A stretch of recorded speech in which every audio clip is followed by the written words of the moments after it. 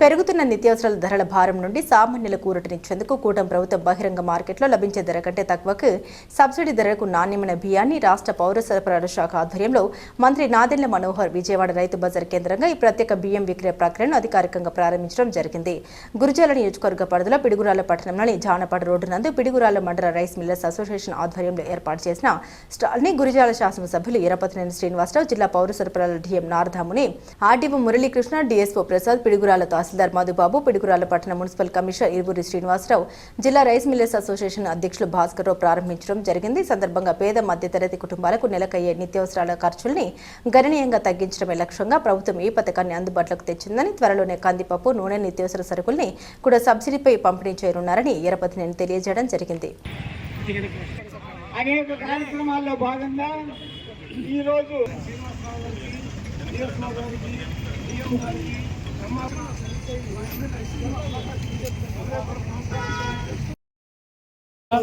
పోతున్నాం.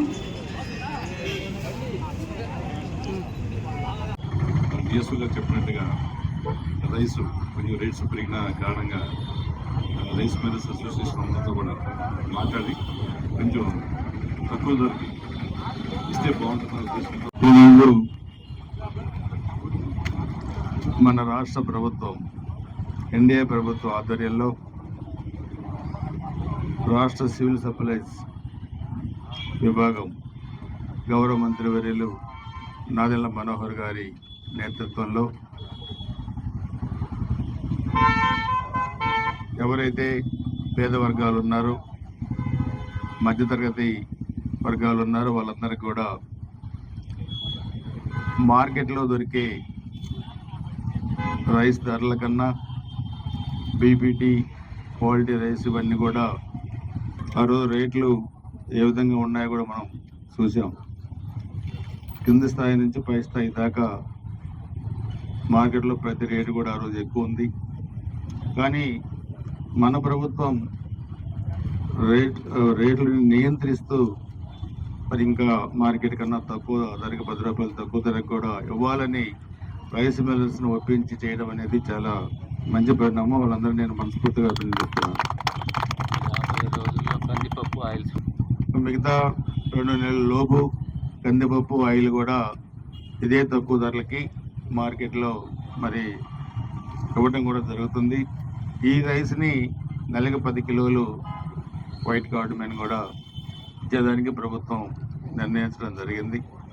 ఈరోజు రాష్ట్ర ప్రభుత్వం అన్ని రంగాల్లో అటు అభివృద్ధి, సంక్షేమం, అదేవిధంగా సామాన్య ప్రజలకి మరి జీవనాధారమైన నిత్యావసర సరుకులు ఇవన్నీ కూడా మనకి ఏ విధంగా మనకి అందిస్తున్నారో మనం చూస్తూ ఉన్నాం. ఒక అడ్మినిస్ట్రేషన్ పరంగా చూస్తే ఈరోజు నెంబర్ 1 స్టేట్గా మన ఆంధ్రప్రదేశ్ ఉంది. మరి కేంద్ర ప్రభుత్వ సహకారంతో కూడా మనం అన్ని అభివృద్ధి కార్యక్రమాలతో ముందుకు వెళ్తూ ఉన్నాం.